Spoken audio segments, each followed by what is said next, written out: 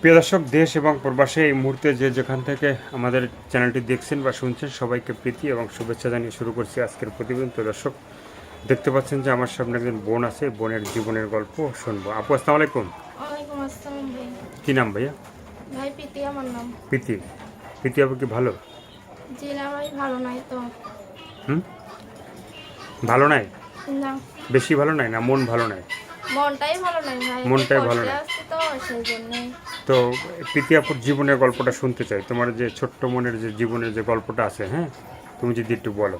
ভাই আমার জীবনের গল্প শুনলে তো মনে কর বলতে পারি।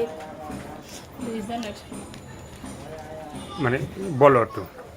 ভাই কি আর বলবো, মনে কর বাবাটা ছোটবেলা দুইটা ভাই বোন ছিলাম আমরা।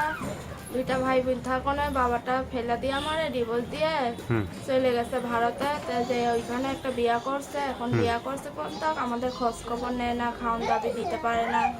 তো এখন কষ্টে পেরে আমি মানুষের বাসায় কাজ করি। তো আমার একটা সেলাই মেশিন ছিল, তো ওই মেশিনটাও নষ্ট হয়ে গেছে পর্যন্ত এখন আর কাজ করতে পারি না মানুষের বাসায়, এই সেলাই মেশিনে। তখন কি মনে কর কষ্টে পেরে এখন মানুষের বাসায় আমি কাজ করি।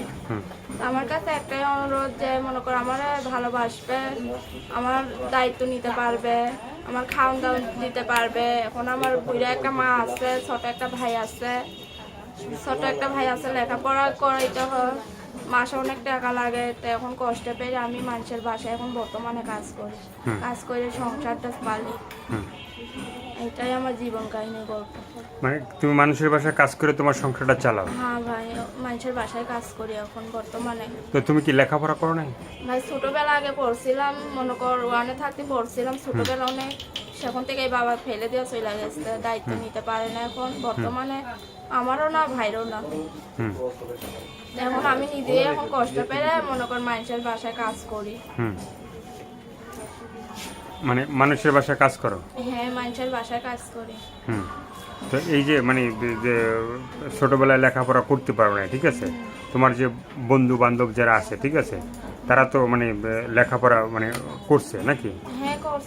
তারা তো অনেক বড় হয়েছে নাকি? তারা তো বড়ই হয়েছে ভাই, তাদের তো মনে কর বাবা মা সবই আছে, আর আমার তো মনে কর বাবা নাই। তাই ছোটবেলা থেকে অনেক কষ্টে কাটছে দিন, অনেক কষ্টে কাটছে, অনেক কষ্টে মানে যাচ্ছে।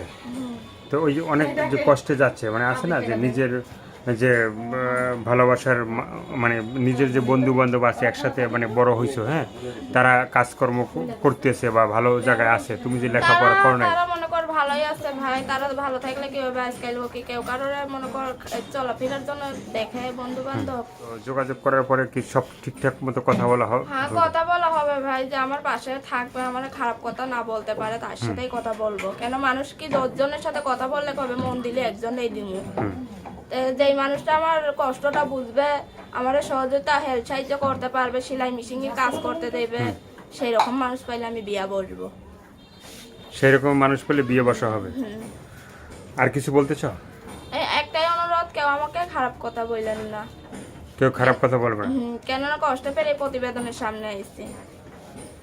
তো দর্শক, এই আপুর কথাগুলো শুনলেন, ভালো লাগলে অবশ্যই তার পাশে থাকবেন। সাহায্য সহযোগিতা, প্রেম ভালোবাসা, বিয়ে শাদী যে যেটা করবেন সেটা আপনাদের একান্তই ব্যক্তিগত ব্যাপার। ভালো থাকবেন, সুস্থ থাকবেন, 5 ওয়াক্ত নামাজ পড়বেন, আর দেশটাকে বেশি বেশি করে ভালোবাসবেন। যারা নতুন, চ্যানেলটি সাবস্ক্রাইব করে সঙ্গে থাকবেন। সবাইকে আল্লাহ হাফেজ, সবাই ভীষণ ভালো থাকবেন।